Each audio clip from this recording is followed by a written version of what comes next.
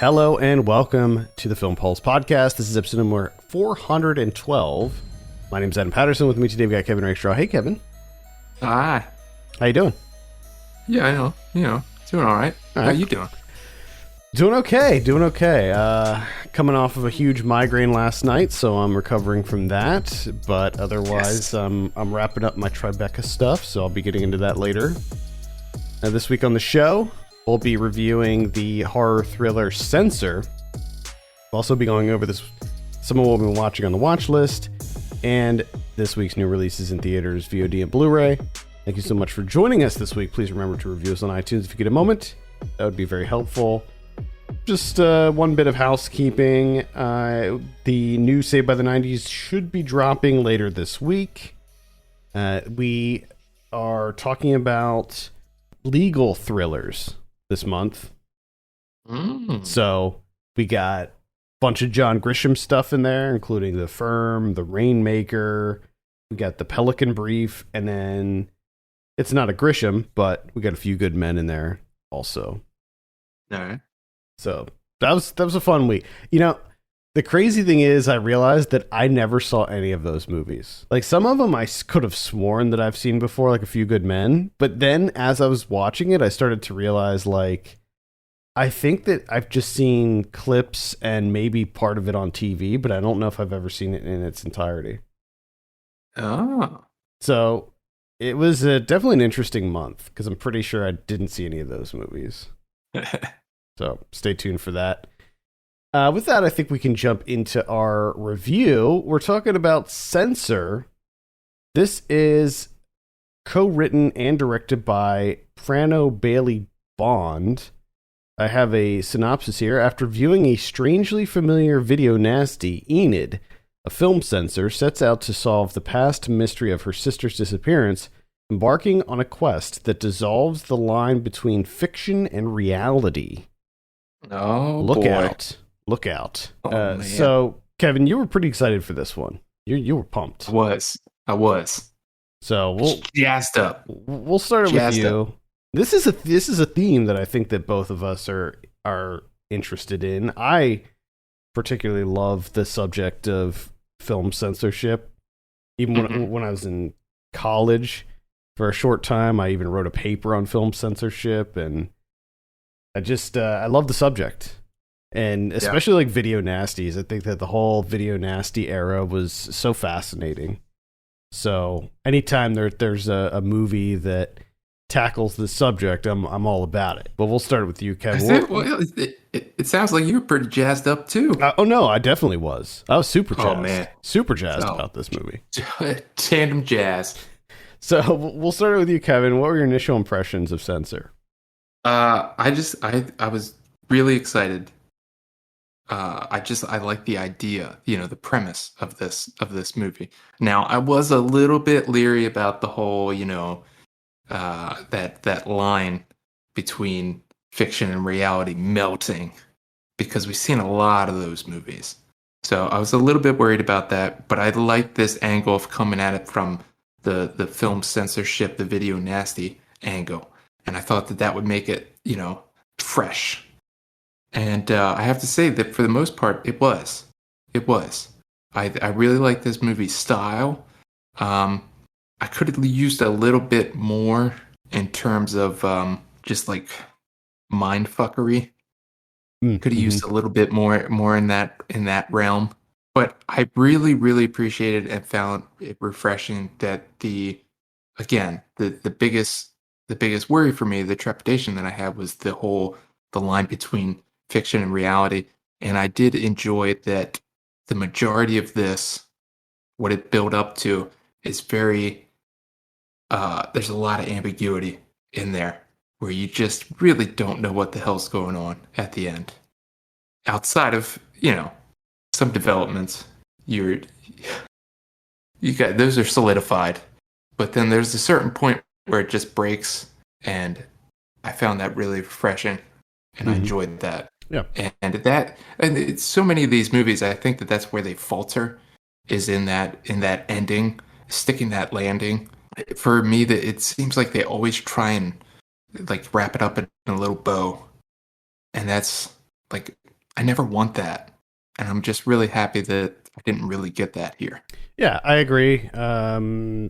I also like, again, just reiterating the theme. I love anything that deals with like the video nasties and censorship and stuff like that. I liked all of that stuff. In fact, I probably could have just done with a movie that was about this woman who was struggling to like keep her sanity after viewing hours and hours of these violent things and stuff like that. I liked the mystery aspect of it too. I was very intrigued to see the premise is like she sees a movie that she believes is her sister who went missing when they were children.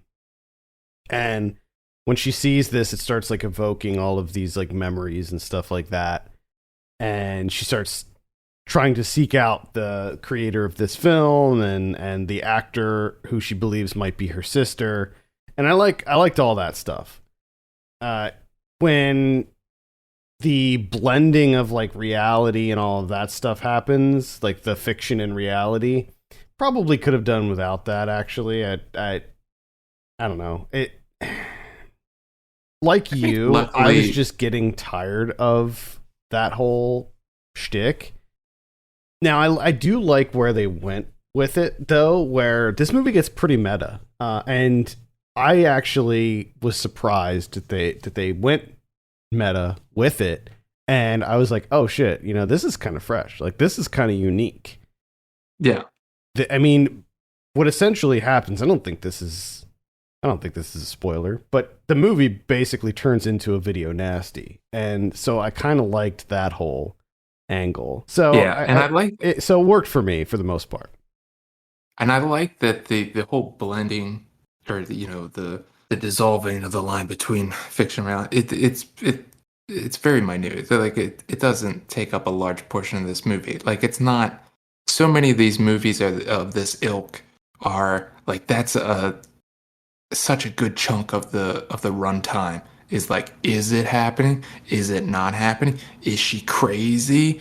Like this, it's just like she breaks and she now believes that this is the reality. That's it, and it's a small chunk. Yeah, it happens of the runtime in the last act. Like she pretty much stays stable throughout most of the whole movie, except at the end when she finally cracks. Yeah. Yeah. And she just, she comes to believe something that, and it just may or may not be true. Yeah. And it doesn't work out for some people. And others, maybe it does. I don't know. But I like that too, in the sense of her being a film censor, the video nasty, and like a thing that I like that they took the angle with is that because of during that time, it was all about like protecting people, because if you watch these things, you'll do these things. Like it's going to affect you. So I like that Billy Bond took the film censor that has to watch all of these, and it affects them. Because if you think about, if that's their argument that, it's going to affect people and it's really going to fuck their brains up. Like all the people that have to watch these movies in order to censor them should be completely irreparably damaged. They should just their minds should just be melted, and they should just be like complete psychopaths, honestly. Because like right there is your scientific experiment. You can just use them. Like you could just go in and be like, okay, these people that are in charge of this, are they absolutely out of their minds? Are they hacking up people on the weekends, smashing faces with sledgehammers, decapitations, eye gouging, that type of thing? No, they're not. But I like that this movie is like, well, maybe they are. I love that. I love this whole idea of like, oh, okay, yeah, the people that are going to protect us from all this nastiness in media, they're the ones that are affected. I just like that there was once a list. There was like a list of movies, and you didn't want your movie to get on that list. or else you were screwed. I just like that whole concept. Yeah. Because I think for a lot of people, Yeah. that list was like a watch list for them. like you Oh, want to yeah, see definitely. everything on that list. Oh yeah, you do. And I just love. I mean, they don't go into it enough for me. I could have used a little bit more of this of like their justifications for like the eye gouging scene and like why it should be cut. And then there was other scenes where they're like, well, it's kind of silly, so we're not going to cut that. But this is a bit too realistic, that type of thing. I find all that very interesting. The mental gymnastics that you have to go through to justify leaving in some things and leaving out others. It's a really interesting time. Yeah, I mean, it's a profession that we just don't really see anymore. I mean, there's probably some countries that still have censors, I would imagine, but yeah. But like as we know it, it's not something that exists anymore. Certainly in the UK and in the US. Yeah, I just like I like the idea of an entire group, an entire facility of people whose job it was to cut movies and censor them. Like, I just think that's so inherently fascinating. Yeah, because it's insane. Like the way it's presented in this movie, what is it, like 6 employees, if that? Yeah. Just watching movies all day. Yep.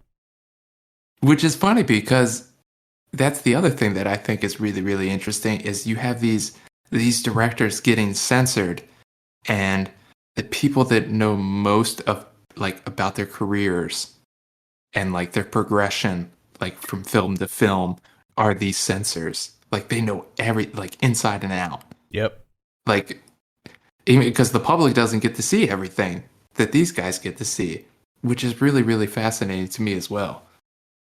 And they have like all of the records and like that giant records room that they have that has like all of the films and all the information and stuff. It was like IMDb before IMDb existed, It's like just giant archives of films and stuff. I think it's any movies that deal with this subject matter, I'm like instantly gonna be into, I think.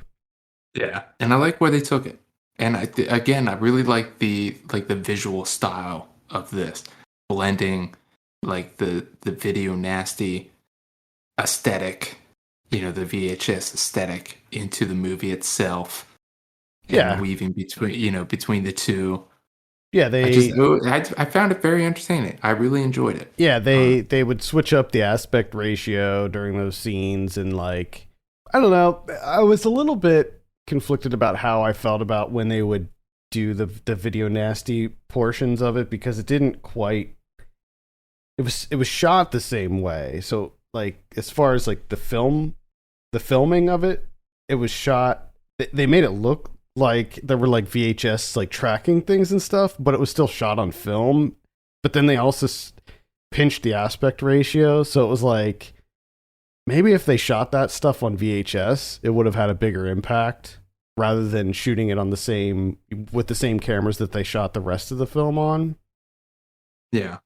But yeah, I liked all that stuff regardless, and I think that again, it was a surprise to see that they took sort of a meta angle with it, and I liked that as well. So this is one that worked for me too. It felt a little influenced by Peter Strickland. It seemed like there was some Strickland influence in here, some Berberian Sound Studio, Duke of Burgundy style. So if you've seen any of Strickland's movies, you'll find very kind of a similar aesthetic in Censor, which I'm all about. So yeah, I think like in closing, I wasn't disappointed. I also wasn't blown away. But at the same time, this is something that was like, oh, okay, Bailey Bond. I'm very excited for the next film. Yeah, I mean, very excited to see what the next one is. It should be noted that this is a feature debut from her. Yeah. So I think that I'm definitely interested in what she has coming out next. Because yeah, Give it to me. Definitely intrigued. Love the style. All right, let's go ahead and give it a score. Also, great poster, by the way. Love the poster. Let's go ahead and give it a score. Kevin, what are you going to give Censor out of 10? I'm gonna give this like a. I want to say like a 7.5. All right. 7 for me on this one. Check it out. It is playing in theaters as well as on VOD right now. Ooh. So, all right. Let's move on and talk about some of what we're watching. As I mentioned at the top of the show, I've been cranking out some Tribeca stuff this week. Last 2 weeks, really. So just gonna go over some highlights. There's going to be written reviews for most of these movies that I'm going to talk about up on the site, if they're not already up. First one I'll mention is Agnes by Mickey Reese. Now, I'm actually admittedly not super familiar with Mickey Reese. Like, his movies, I've always been aware of his movies because he's a pretty prolific indie filmmaker, but I've just never seen any of them, to be honest with you. Like, when Climate of the Hunter came out earlier this year, I know that you and I both were planning on watching that, and we didn't for whatever reason. It's on Shudder now, by the way. I wanted to watch it. Maybe I'll try to watch it today. But at any rate, Agnes is his latest. It is a screening at Tribeca. What this is about is a nun in a convent gets possessed by a demon, and a sort of down on his luck, disgraced priest is tasked with going to the convent and exorcising this demon. And it's a really interesting movie because the first half plays out like a somewhat conventional possession thriller. And it's awesome. Like, it is really, it's really good. I mean, these possession movies are a dime a dozen. We've seen a ton of them, but the way that this was written, the dialogue, just everything about it was so good, so bleak, and I loved every minute of it. But then halfway through, the movie takes a complete 180, and the whole thing changes, and it's like a different movie altogether. And it was such a bizarre decision. And the weird thing is, like, the second part, it also works. Like, it's also really good, but it just, for me, didn't really live up to that first half, that really strong first half. So in that regard, it's like a little bit disappointing, but at the same time, like, it's definitely something different. Like, it's not anything that I've, it's unique for sure. And this really makes me want to see more Mickey Reese stuff.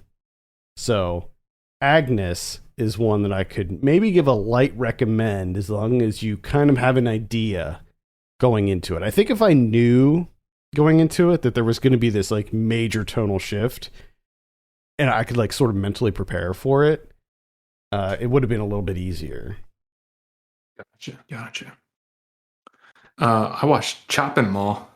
Oh, nice. From 1986. First question. Why? And this is weird to me because I've never seen Eating Raoul. But for some reason, I just instinctively knew that those two were from that movie. Yeah. Why are they in this? It was just a cameo. Okay. Because I was like, oh, maybe this is directed by the guy that made Eating Raoul. It's not. Nope. I was just so perplexed. Yeah, I think it was just like a fun cameo. It's just, yeah. And I love that it's the banner image on Chopping Mall. And it's, I believe they played the same characters too. Yeah. Like they're the and same they talk about their restaurant. Yeah. It's so bizarre to me. But this movie is dumb as shit. Just fucking stupid as hell. And I loved it. Yeah. I absolutely loved it. It makes no sense. There's no reason that this mall needs these robots.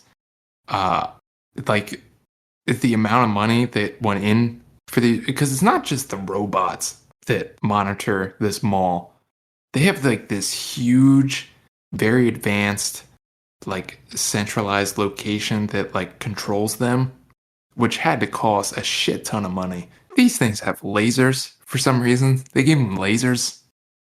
Yeah, they can murder. They have tasers. I mean, I was on board and I was like, this is just silly nonsense and I love it. And then the laser thing happened and the one woman gets hit with a laser and her head explodes. And I was just completely bought in at that point in time. As soon as her head exploded, because they shoot a couple lasers at first and it just kind of burns them. I was like, oh shit, they have lasers. This is pretty cool. Laser hits her in the head, right in her face. Head explodes. And from that point on, I was just like, I don't care where they go with this movie. I absolutely love it. And this is going to be a great time. I can feel it in my bones. All of them. And that's pretty much what happened. This is just, it's insane. This is an insane movie. Yeah, I really love this movie. This is like, I don't know why, man, but this is just one that I've revisited this multiple times. I freaking love it. I love the marketing material for this because it has like that like demon robot hand thing that is not even in the movie at all. Like the marketing. This is back when movies like would have posters that have nothing to do with the actual movie at all. Well, that's the thing. Like, I literally I didn't really read about this movie. I just knew I see Chopping Mall all the time in terms of like classic horror movies, right? So I'm thinking, okay, it's a mall, it's a slasher flick, and you know, it's probably some guy with an axe or something. People are stuck in a mall. That's what it is. And it's not. I was so confused at the beginning, but I was just like, okay, I guess this is what we're doing. Yeah. They look like Doctor Who robots or something. It's oh my god. It's insane. And of course you have the wonderful Kelly Maroney and Barbara Crampton in there too. So oh yeah. I mean, great cast, and Dick Miller in a little bit of a cameo. It's hilarious that they decide to have a party inside the mall in the furniture store. And they weren't planning to be there after hours, which makes no sense either. It's just insane. It's just insane. And because of that, it's a great time. Yeah, definitely check out Chopping Mall if you haven't yet. Because I gotta say, like, if it made like just like one iota of sense, I would hate it.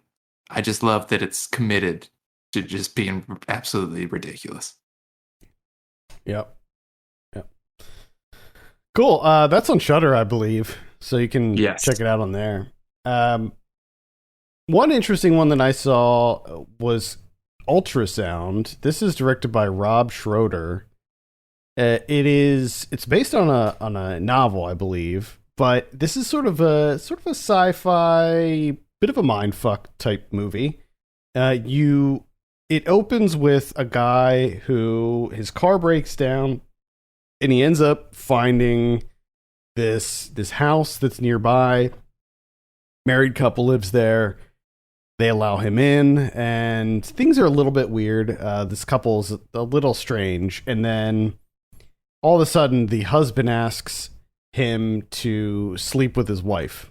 And like he can't fulfill her desires anymore. And he's like, hey, can you just do me a solid and you know, just spend the night with my wife?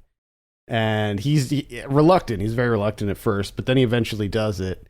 And the next morning he wakes up, nobody's there at the house, so he leaves. He goes home, he gets his car fixed, I guess. I don't think they really show that. Goes home, and then the guy shows up, and he's like, how the hell do you even know where I live? And then all of a sudden, the woman contacts him too, and she's like, she turns up and she's like 8 months pregnant. And he's like, okay, this doesn't make any sense at all. And then it sort of spirals from there. Things start to get even weirder. There's like a lot of reality breaking things that start to happen. And then all of a sudden you see that this guy is in a wheelchair and he can't walk, but he's in this like facility that's like run by Tunde Adebimbe, and there's a lot of weird, strange things happening. I don't know how much I want to give away, because it plays everything very close to the vest, and you don't really know what's going on until towards the end. It gradually unfolds, and you're just like, oh, I see. But there's lots of kind of realities folded onto each other, and you don't know quite what is real and what is not. But it was pretty fun. I enjoyed it. Again, it's called Ultrasound. Interesting. I watched the X-Files movie from 1998. Ah, okay. Directed by Rob Bowman. I finally got to the end of season 5. And I started season 6. Episode 1, season 6. Started up, fired it up on the old Hulu machine. And, they do the, on last season of the X-Files.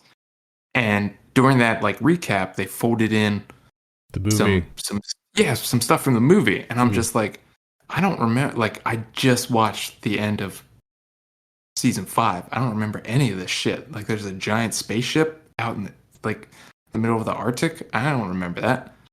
So jumped on the phone real quick, look it up. I'm like, oh shit, I had a feeling this was going to happen. I was going to miss it, but this is when we're supposed to watch the movie. So, course correct, rented the X-Files movie on Amazon Prime for $4, unfortunately. But I'm cheap. $4 is too much. And it's like a 2-hour episode of X-Files, which it's that, but at the same time, it's a far bigger budget, and they do a lot more with it. And for that, I enjoyed it. That's what I wanted, anyways. I don't want them to stray too far from I enjoy the X-Files. I want it to be the X-Files. I want it to be familiar. I want it to be lived in. And that's exactly what I got. It was a great, extension, development of that arc that's been going over all the seasons. And I thoroughly enjoyed it. Got really into it. And it's ridiculous. This show is so ridiculous. The only thing that kind of bums me a little bit is there's a lot of episodes. I just hate the way they write Scully in a lot of these. I guess it's just a product of the times. Yeah. Where she's just so. She never remembers fucking anything. And it's just not talked about. And the very next episode, even though she met aliens, she shook their hands, she fucking gave them gifts or gave them CPR or some shit. The very next episode, she'll be like, I don't know, Mo. I don't believe. You're telling me there's aliens? I don't think so. And it's like, you fucking held a fetus in your hand the episode before. Come on. Get with it, Scully. I know. You're ahead in the game. God. All right, that's the X-Files movie. I remember not being really that impressed with that. But it's fun. That's the one with the bees, fun. Right? Yeah, oh yeah. Yeah. You bees pop out. Yeah, I remember that. I saw a movie called See For Me. This is still Tribeca. It's directed by Randall Okita. This is it's a bit of a thriller. It is about a former Olympic skier who is blind. An accident has left her blind, and she does house sitting jobs just for extra money. She doesn't really know kind of where she's at with life. She's just gone through the motions at this point. The fact that she lost her sight really kind of fucked her up, and so she is house sitting for this rich family, and it turns out that a group of thieves break into the house to rob it. So it's sort of this cat and mouse game where she is trying to navigate through this mansion, but she's blind. She's never been there before, so she doesn't really know the layout or anything. And what she ends up using this app called See For Me, which is basically an app where you hit a button and it connects you to an operator who looks through the camera on your phone and can navigate you and help you out. And it turns out that the person that she is like connected with is this young woman who's like a first person shooter nut. And so she uses like her first person shooter skills to help her like hide and run and like attack and do different things, because it's basically like an FPS. You know, she's seeing through her eyes essentially as she's holding up the phone, and it's like a first person thing. So she'll like give her directions as if she's like part of her squad in an FPS. It's good. It's pretty exciting. There's some really fun moments. I mean, it certainly is reminiscent of that, I believe it was a Mike Flanagan movie, Hush, the one where the woman was deaf and there was a home invasion and she had to contend with a home invader while being deaf. This one, very similar, but there's some kind of interesting dynamics at play here. You find out some secrets about her, and there's some slight twists that happen that keep it fresh. I enjoyed it. It stars Skylar Davenport, who is, I believe, who does have a vision impairment. So it wasn't like it was just some random actor pretending to be blind. It was an actual vision impaired person, which I always appreciate anytime they do that in a movie. I think that should be the standard now, but yeah, I appreciated that. And so I would give it a light recommend. Again, it's called C for Me. Okay. I have a recommendation. That's Hopscotch from 1980. Ronald Neame directed Hopscotch. This is Walter Matthau in a later role, and he plays the CIA operative Miles Kendig, who essentially gets Ned Beatty is his boss, who I think Ned Beatty just recently passed away. R.I.P. Ned Beatty. He's his boss. He really doesn't like the way Walter Matthau does things.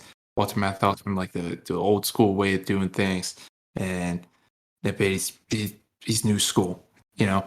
So he gets kind of pissed off. So essentially, what he does, he's like, "I'm just going to put you at a desk until you finally retire. Just retire, old man." And Walter Matthau's like, "Okay, yeah, that sounds great."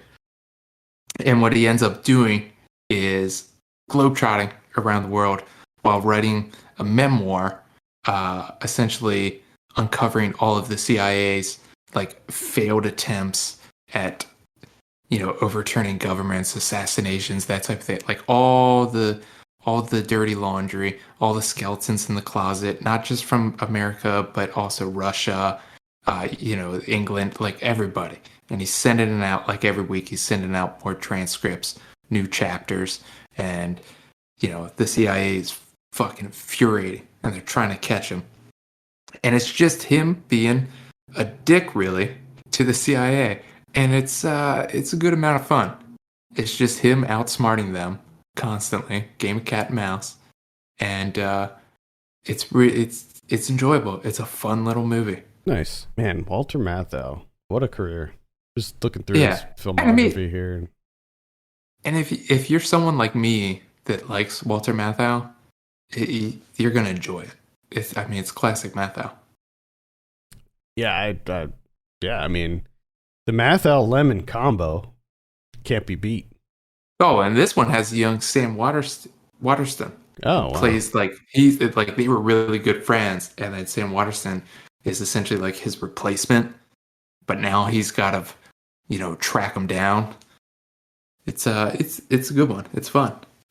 Grumpy Old Men. Remember Grumpy Old Men? Yes. Oh my god, I loved those movies.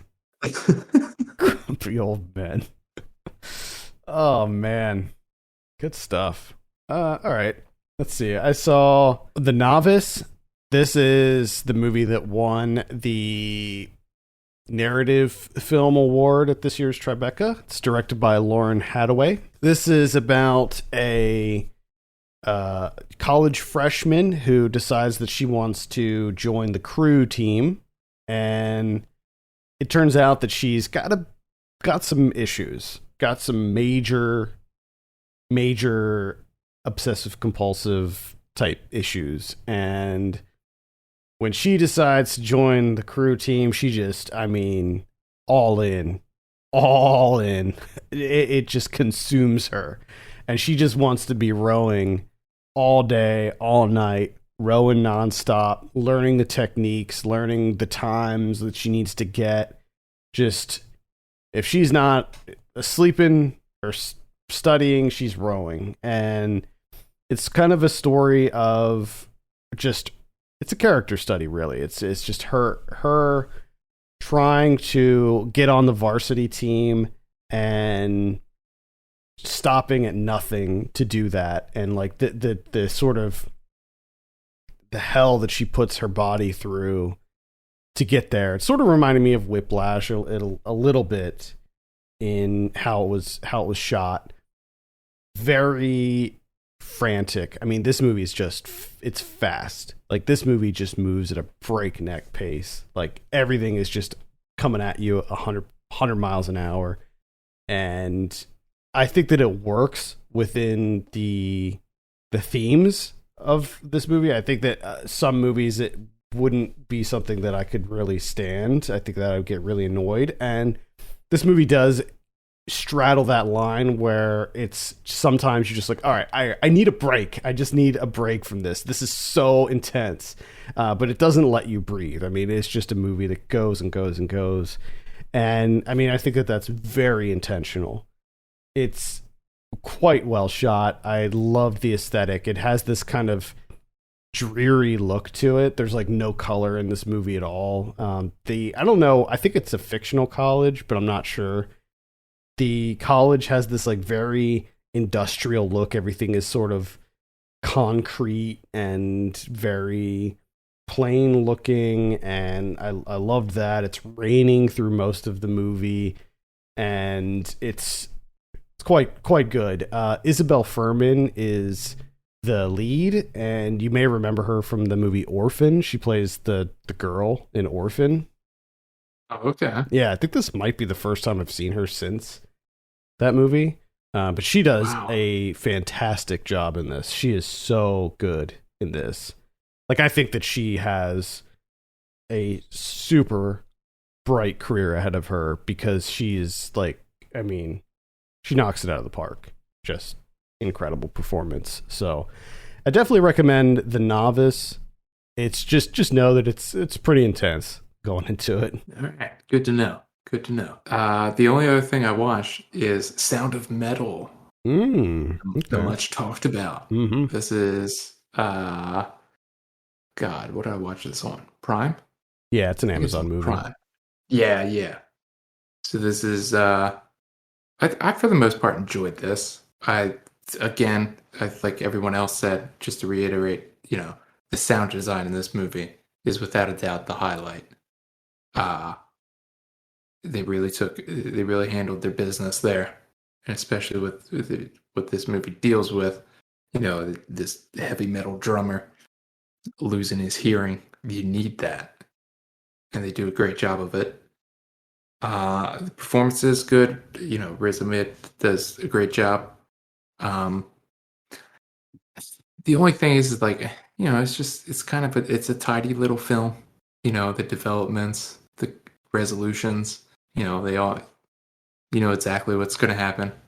But the way that it's handled, I think, elevates it from just being absolute mediocrity. So overall, it's a solid film. All right. I still haven't seen this. I wasn't blown away like some people were.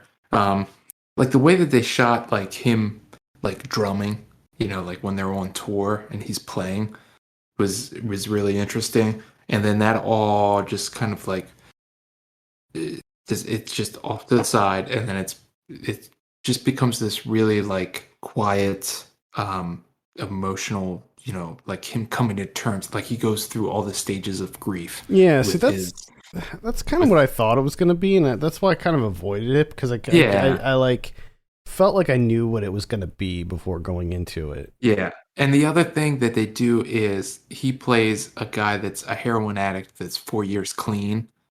So what they do is he now becomes an addict for hearing. You know what I mean? Like he's going through everything that you would see someone fiending for heroin, he's fiending for being able to hear again.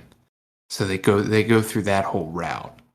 So like all of these things are kind of, they're telegraphed. Like once it's set up, you're like, okay, I know how this is going to play out. And it plays out that way. But the sound design and his performance keep it from being, just like, oh, that was all right. Yeah, got it. Okay. I'll end on a twofer.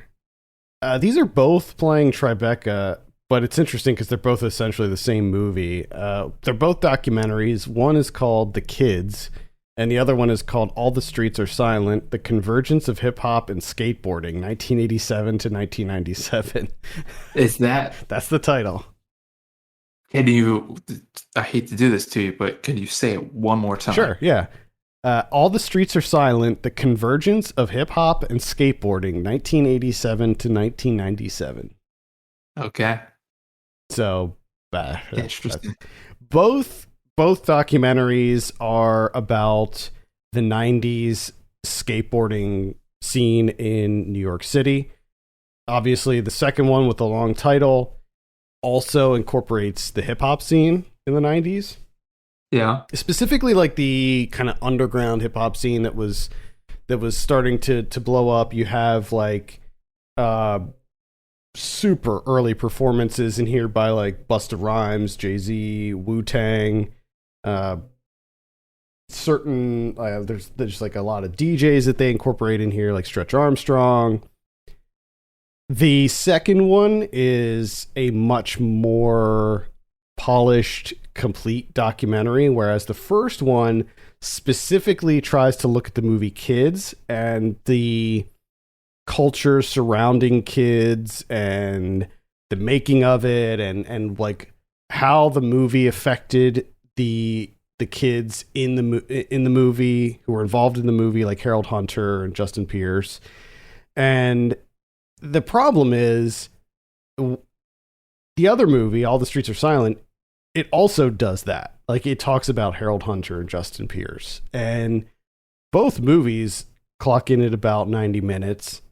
And the other movie, All the Streets Are Silent, is way more cohesive, and it presents a much more complete timeline of events and how like these kids, this relatively small group of people, helped shape pop culture. And I think that it's the second one, All the Streets Are Silent, does a really better job of conveying that, because they also talk about like Supreme and like when Supreme first opened and it was basically just a skate shop, and how that blew up, and Zoo York, and how the Zoo York mixtape, when that came out, it like pretty much revolutionized how skate videos, like street skate videos, were made. And if you remember back during this time in the early 90s, like skateboarding was pretty much dead. Like nobody, like there wasn't really a really big skateboarding culture anymore. It was sort of, it went mainstream and then it sort of just fizzled out. And the street skaters in New York were like some of the people who brought it back. And the weird thing is, in The Kids, it tries to take a much more pointed look at the people and look at like the effect of that. And it also kind of criticizes Larry Clark, and it criticizes Harmony Korine for sort of exploiting them and then abandoning them after the movie was successful and they got lots of money and fame from it. And the weird thing is, like, it felt really one-sided. Like they only interviewed people who were sort of the tertiary characters in the movie Kids. Yeah. And they didn't get Leo Fitzpatrick, they didn't get Rosario Dawson, they didn't get Larry Clark or Harmony Korine. But the other movie, All the Streets Are Silent, they did get Rosario Dawson and Leo Fitzpatrick to talk about being in the movie and the effect that it had and all of that stuff, and just the general scene back then. So, yeah, I don't know. I think it's kind of unfortunate that both of these movies are coming out side by side because I feel like one is like way stronger than the other one. And the crazy thing is like they both use some of the same archival footage too. So they're super similar, but one is just like unmistakably better than the other. Anyway, if you want to check one of them out, I would say check out All the Streets Are Silent because that one, it has some really interesting stuff in it. Really good interviews. You have Moby's in there, and then you have like Fab Five Freddy, Kid Capri, Cool Keith is in there. Lots of skaters from New York during that time. So, and tons of really great archival footage and performances from some notable hip hop groups and stuff like that. So yeah, you'd like it. Okay. All right, let's take a look at what we have in theaters this week. F9 opens. So that's the big one. That's really the only thing. Just F9. Yeah, you can't fuck with F9. Nah. No. The few things that are opening are just gonna get out of the way of that one. VOD this week. We have let's see, Finding Ophelia. That's on the 23rd. And then on the 24th, we have LFG, which is on HBO Max. That's the documentary about the U.S. women's soccer team. Okay. We have Sisters on Track, and that is going to be on Netflix, also on the 24th. That is is that a documentary? I think that's a documentary about two girls who are on a track team. On the 25th, we have Too Late. We got My Heart Can't Beat Unless You Tell It To. We have Gaia, which I would recommend. We have Sublet. We got Kenny Scharf, When Worlds Collide. Okay. Kenny Scharf doc. Not sure who Kenny Scharf is. I think he's an artist, right? I have no idea. Kenny Scharf. I think he's an artist. Scharf it up. Scharf. Yeah, he's one of those artists. The Warhol types. I can't stand this stuff. Let's see. We also have Crimson Gold. That's going to be a virtual theatrical release coming out. I think that's like an older movie that's being re-released. We have Lanksy coming out. The Evil Next Door. And it looks like that's about it for VOD. On Blu-ray this week, we have Nobody coming out. If you haven't seen that yet, I would recommend it. Half Baked from 1998 is getting a new release. Yeah. Man, I kind of feel like I want to revisit Half Baked. I haven't seen that movie in years and years and years. Let's see. We have Years of Lead, 5 classic crime thrillers. That's going to be an Arrow release. Yeah. The Italian. Yeah. The Polizzi. Yeah. That looks pretty damn good. Some classic Polizzi movies, which pretty big fan of. So. Oh yeah, those shits are entertaining as hell. I love them. Well, I hope that new Danger Diabolic movie's coming out soon. I'm really excited for that. Let's see. We have Strike Commando from 1986 and Strike Commando 2 from 1988. Nice. Man, Strike Commando duology there. Got Irizumi from 1966. That is another Arrow release. Fool for Love from 1985. Human Nature from 2001. Oh my God, you remember that movie? I do remember that movie. Holy shit. That's on that Shout Selects line. Wow. Human Nature, man. As the Michel Gondry, Charlie Kaufman movie. That is whenever someone is discussing Gondry or Kaufman, this movie is never discussed. Nope. It's been erased from people's minds. Yep. Produced by Spike Jonze. I mean, Come on. Yeah. Let's see. We have a bunch of Studio Ghibli stuffs getting re-released, including The Wind Rises and Secret World of Arrietty. Let's see. Chain Lightning from 1950. Siberia. That's the Abel Ferrara one. All right. With Willem Dafoe. Let's see. The Unholy. Got Hunter x Hunter. That's the one with Devon Sawa and Nick Stahl. That was actually pretty good. Oh, yeah? Yeah.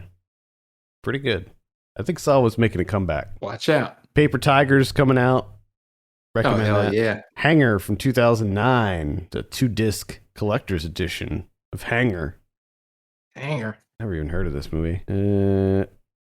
Let's see. Feed the Gods from 2014. Night of the Sicario from earlier this year. Camino from 2015. That's pretty much it. What about Criterion's? We got 2. One is Visions of 8. So this is the Olympics, Munich, 1972. They had 8 filmmakers make their own little thing for the Olympics. So you got like 8 different films on there. So you got that one. And then you have the signifying works of Marlon Riggs, which is, I think, about 7 films. 2-discer.